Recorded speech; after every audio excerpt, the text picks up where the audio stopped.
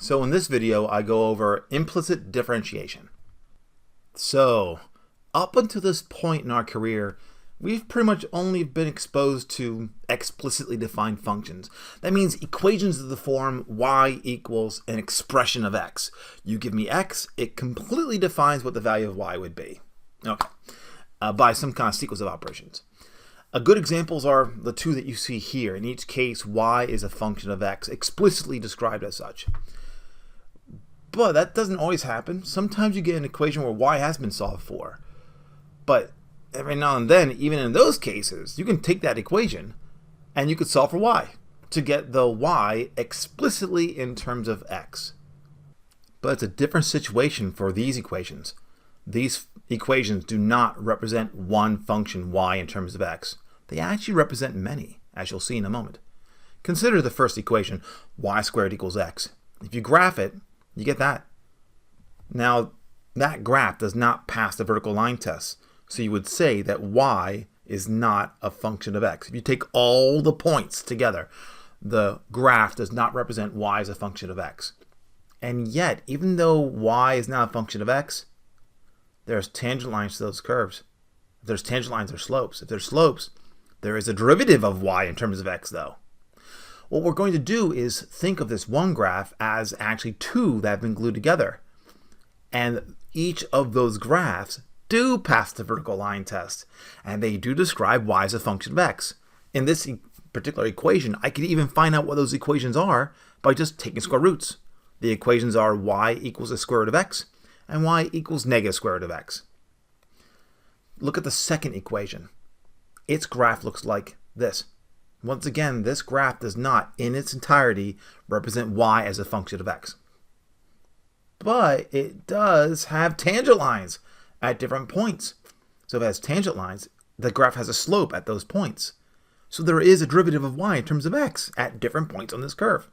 So even though we don't know what the function y is, we should be able to find its derivative. We'll just view the process as that this one graph doesn't represent one function, it represents actually three. And for each of those pieces, the green curve, the blue curve, and the red curve, each of those are, I'm going to assume, to be differentiable functions y in terms of x. All we have to do is to find out what is the derivative of y in terms of x without solving for y in each of these two equations. In order to find the derivative of these functions that are defined implicitly in terms of x, we're going to need to know how to differentiate expressions of y. So let's say that f is some kind of function of y. So f of y is an expression in y. We want to find its derivative in terms of x. If we assume that f is a differentiable function of y and y is a differentiable function of x, we can use the chain rule to find the derivative of f of y in terms of x to be the derivative of f in terms of y times the derivative of y in terms of x.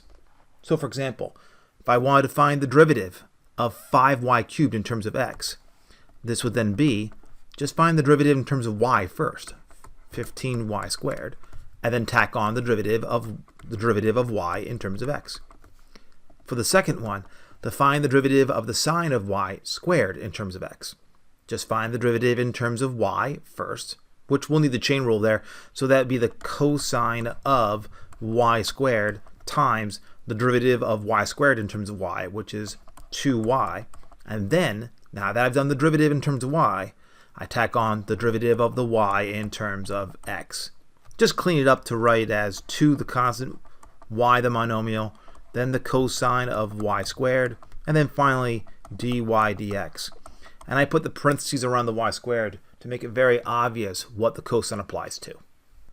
We now have enough to discuss implicit differentiation. So given an equation that has x and y in it, we assume that the equation represents y implicitly as a differentiable function of x. That way, each side of the equation now is a function of x, and if two functions of x are equal, then their derivatives are equal. That will then, once we differentiate, convert the equation into a new equation that will have x, y, and dy dx in it. We just solve for dy dx to get the derivative in terms of x's and y's. So as an example, Here you have y squared equals x, and the point 4 comma negative 2. If you remember, this would be a point on the lower half of the parabola in the graph you saw moments before. I will assume that y is a differentiable function of x. That means that I differentiate both sides in terms of x, but the derivative of y squared in terms of x is just 2y dy dx, and the derivative of x in terms of x is just 1. So then we have an equation in x, y, there's no x, and dy dx. We just solve for dy dx by dividing both sides by 2y, giving you this is a way to represent the derivative of y in terms of x, the slope of the graph at any single point. Notice that the right-hand side doesn't have an x in it because we need both x and y now to clarify which of the different functions that the graph represents we're actually on. So we evaluate this at the point 4 comma negative 2. By doing so, you get the slope of negative 1/4. Now, I'll just do it another way. In this one example, we could solve for y. If you do so, you would get y is plus or minus the square root of x. I will use the minus square root of x branch because I need to make sure that the point 4 comma negative 2 is on it.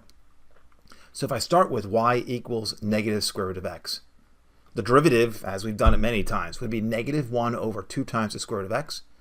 And I'll just evaluate that at the point. In this case, though, since y is explicitly defined in terms of the square root of x, all I need is the x-coordinate now in order to evaluate this derivative. So evaluating the derivative at x is 4, you get the same answer. It's still negative 1/4. Let's just do another example. I want to find derivative of y in terms of x for the function y implicitly defined by this equation. So I will just differentiate the left-hand side of that equation.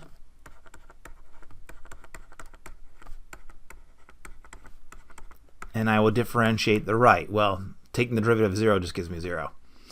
Then the derivative of x cubed in terms of x is 3x squared plus the derivative of y cubed in terms of x, that would be 3y squared, but then dy dx. And then I have minus 9. I need the derivative operator. I have to apply it to xy. And that equals 0. Notice that you have dy dx, that's the derivative. And then you have d over dx, that is the active differentiation. So this is then equal to 3x squared plus 3y squared dy dx minus 9. And then the derivative of x times y in terms of x requires a product rule.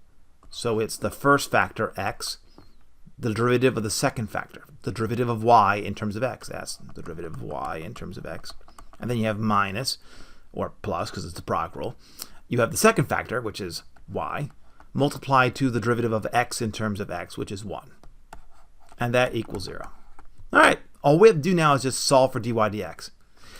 So that's a 3x squared plus 3y squared times dy dx minus 9 times x times dy dx minus 9 times y, that equals 0. That then means that 3y squared times dy dx minus a 9x dy dx would then equal a 9y minus a 3x squared. On the left-hand side, we have a common factor of dy dx. So factoring that out gives you 3y squared minus 9x times a dy dx, and that equals 9y minus 3x squared. So by dividing, we get the slope of the graph. The rate of change of the function, dy dx, is always given by 9y minus 3x squared divided by 3y squared minus 9x. And that's the answer. Let's just do another example. So I want to find the slope of the graph of this equation at the point 2 comma 1. To do so, I need to know what is the derivative of y in terms of x. So I will assume that y is indeed a differentiable function of x. I'm just clearly not clever enough to go and find out what the y is right now explicitly. So that's okay. I'll just differentiate the left-hand side in terms of x. and I'll differentiate the right-hand side in terms of x. That would then mean that I get the derivative of x in terms of x is 1 plus I'd have the derivative d dx of 2y cubed. That would then equal the derivative of 4y in terms of x is 4, the constant, and then the derivative of that y in terms of x. Notice that the notation is mixing. So I have dy dx, the actual result, and I have d over dx, that is the act of differentiation. That then is 1 plus the derivative of 2y cubed in terms of x would be the derivative in terms of y first. That'd be a 6y squared. And by the chain rule, I then write dy dx as a product. Then you have 4 times dy dx.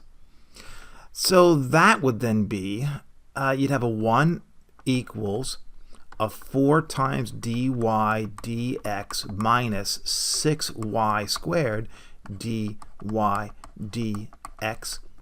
So 1 equals, I can factor out the dy dx to get 4 minus 6y squared multiplied to dy dx to get that the derivative of that y in terms of x is equal to 1 over 4 minus 6y squared, and that's wherever you can actually apply this.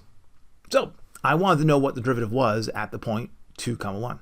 So the derivative, evaluate at the point 2, 1 is equal to, anywhere I see an x, which there aren't any, plug in 2.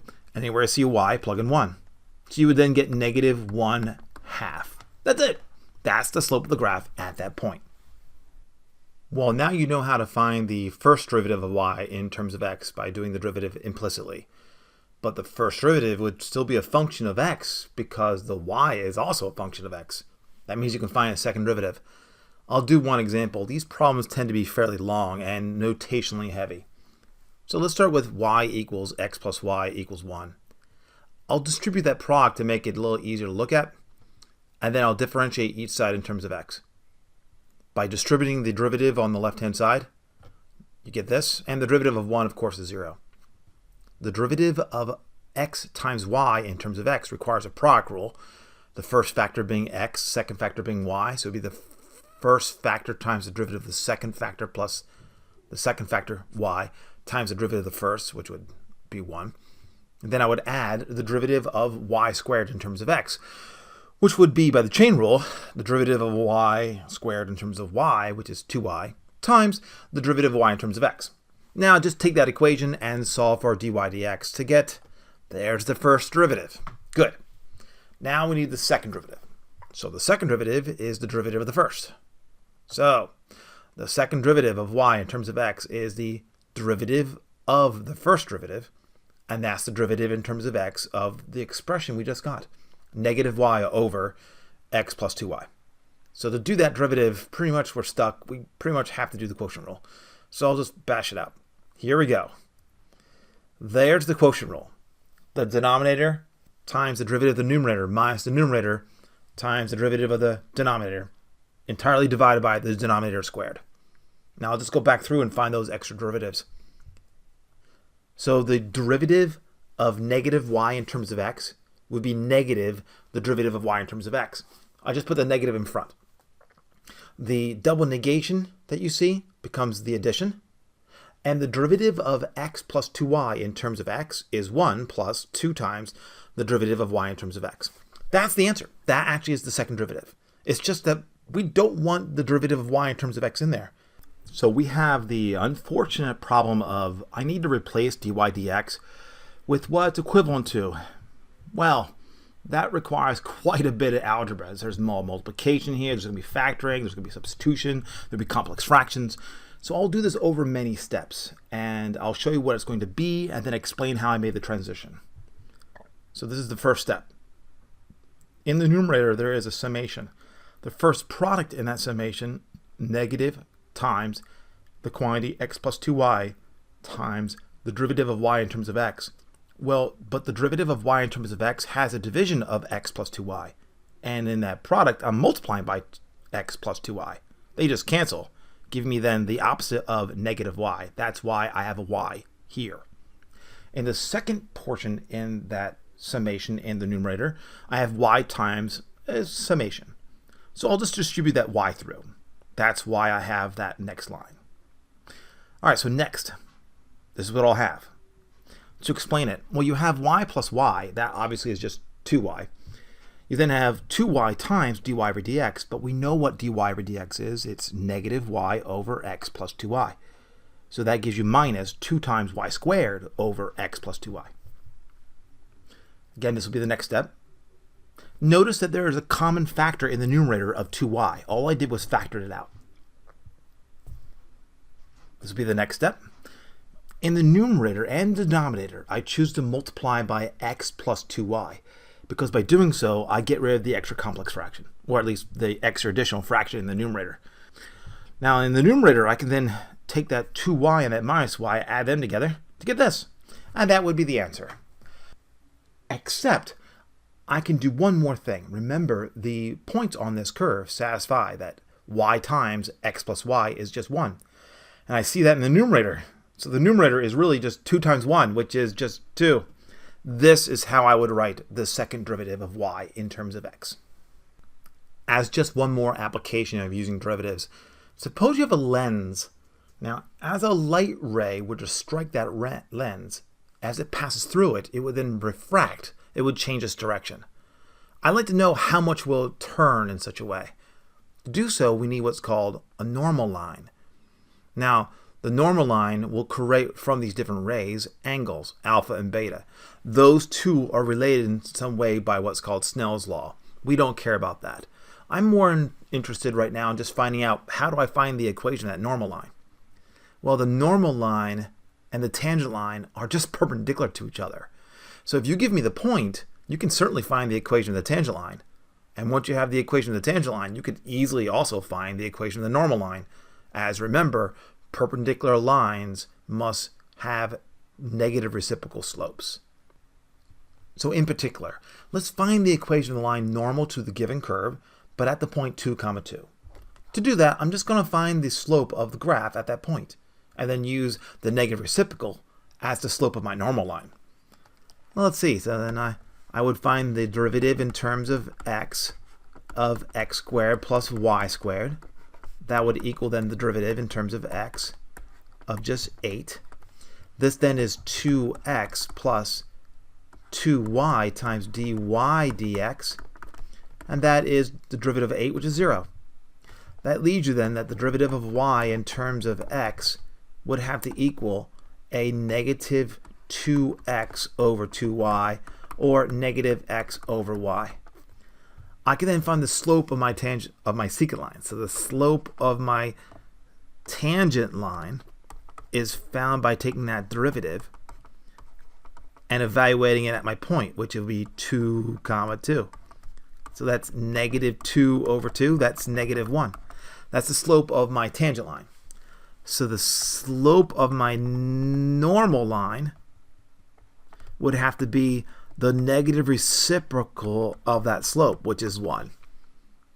So now that I have the slope of my line and the point, the equation of the line normal to the curve is y minus the y coordinate is equal to the slope times x minus the x coordinate.